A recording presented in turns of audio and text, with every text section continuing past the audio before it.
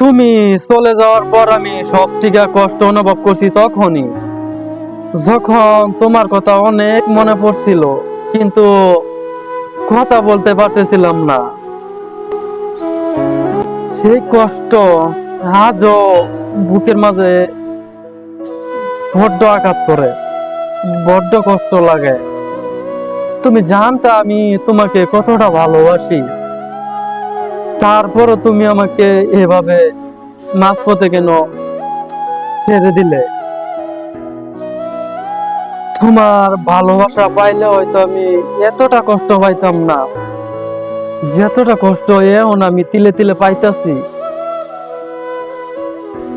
আর আমি জানতাম তুমি একদিন খুব আফসোস করবে, তাও আমি শুনেছি তুমি চলে যাওয়ার পর অনেক কান্না করেছো।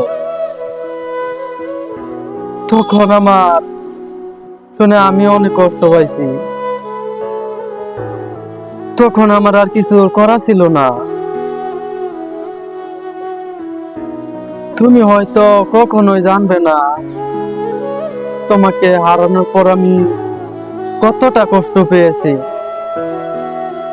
আর এই কষ্ট মানুষকে তিলে তিলে শেষ করে দেয়।